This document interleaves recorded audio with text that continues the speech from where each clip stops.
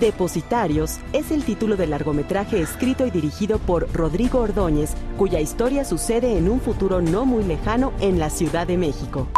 Depositarios es una película mexicana de ciencia ficción, ¿no? Ubicada contra un contexto de ciencia ficción, pero diría más que es una especie de drama policíaco, ambientada en un futuro no muy lejano, que pasa un poco por un presente alternativo, ¿no? La película comienza en 1978, me parece, en donde empieza a desarrollarse esta industria de los clones en México. La gente se conecta como si te conectaras a internet para depositar en ellos todas las emociones que te causan o te provocan dolor, angustia, enojo, para vivir ahora sí que dopados, ¿no? En un mundo feliz. Pero básicamente es el punto de vista de un montón de personajes alrededor de este mundo y de cómo afecta a este mundo sus relaciones amorosas, cómo lidian entre ellos un montón de batallas éticas y de qué lado de la línea se paran, ¿no?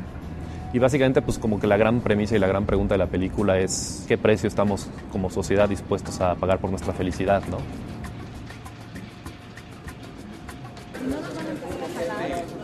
Y tengo esta historia pues hace muchísimos años, desde que era estudiante del CCC, y desde entonces la he venido desarrollando como un proyecto de largo y sorprendentemente es mi ópera prima, siendo probablemente el proyecto más complicado que tengo con mucha diferencia, pero claro, también es el más trabajado, ¿no? La estructura no es especialmente compleja, porque ya sería el colmo.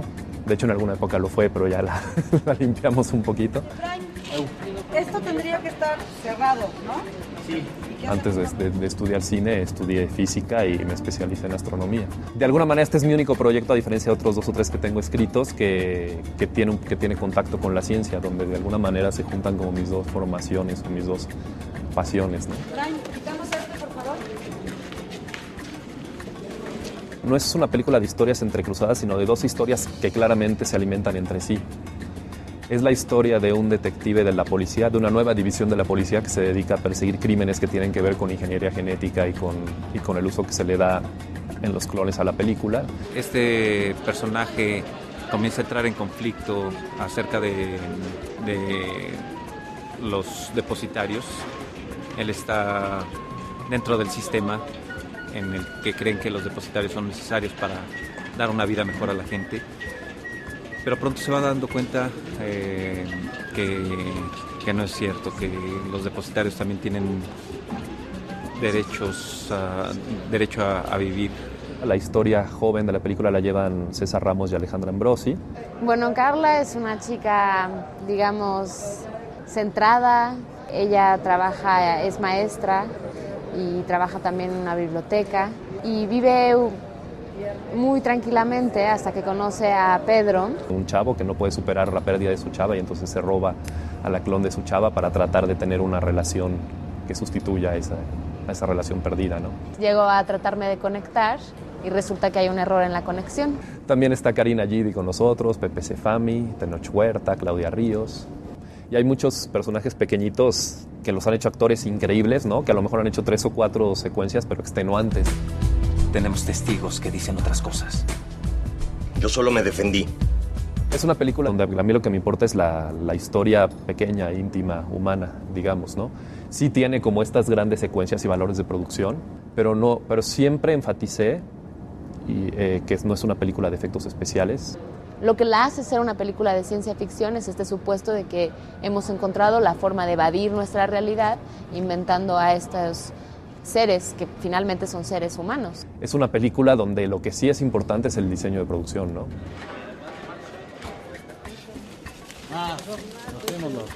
El poder contar un futuro no muy lejano sin que se viera falso, tratar de llegar a una media para lograr un futuro creíble sin que estuviera muy volado la imaginación, ¿no? Un futuro que las cosas que presentemos la gente se lo crea que pueda suceder, ¿no?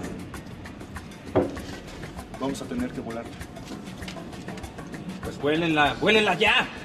La escena más complicada que teníamos, que fue como el gran reto, fue el almacén de los depositarios, para lo cual construimos una maqueta y teníamos que integrar la maqueta junto con el set real, ¿no? Teníamos bandas rodantes donde había filas de depositarios que tenía que tener gente moviendo esas bandas, gente moviendo tanques, entonces fue un set como muy complicado. Luego se empieza a mover cuando ya tenemos una acción allá, ¿no? Sí, después de un ratito. Yo ahorita mando la grúa en el ensayo.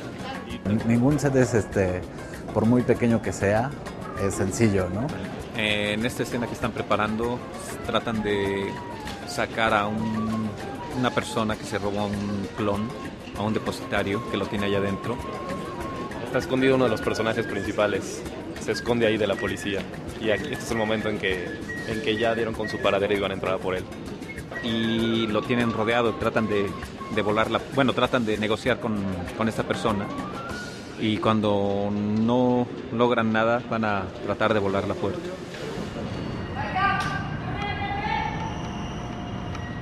¡Salgan del pasillo!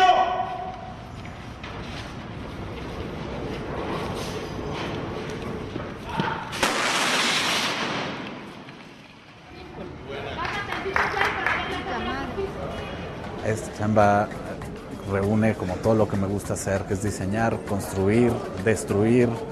Entonces esto es lo que me llena y conjuga todo lo que me gusta hacer, ¿no?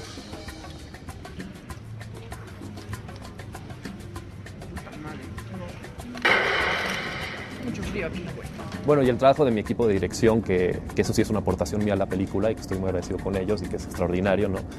Que es Berenice Vega, la asistente de dirección, y dos gentes muy importantes, que son Alejandro Gerber, el director de la segunda unidad, y Alonso Ruiz Palacios, que también va a ser una gran estrella de la dirección en México, que son, grandes amigos míos y que es un lujo tenerlos conmigo en el set resolviéndome cosas. Nuestra idea es tratar de terminar como más frontales con ellos, ¿no? De que un proyecto tan complicado y que pasó por muchos traspiés y por muchas vicisitudes finalmente se haya concretado, ¿no? Y con todo lo que eso implica, ¿no? De separarse de ideas preconcebidas, de cómo iban a ser las locaciones, o de cómo iba a ser esto, cómo iba a ser otro.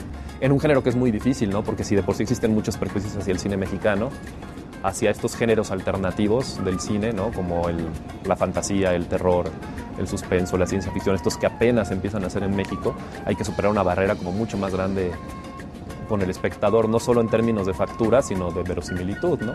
De que estas historias se muevan en un contexto mexicano y la gente esté dispuesta como a creérselas, ¿no? Y aceptarlas y a reivindicar el derecho de los cineastas mexicanos, como los de todo el mundo, a contar las historias que quieran contar, independientemente del género. This is a major development for the quality of life. Cargando, fuera todo, fuera vía, fuera yo.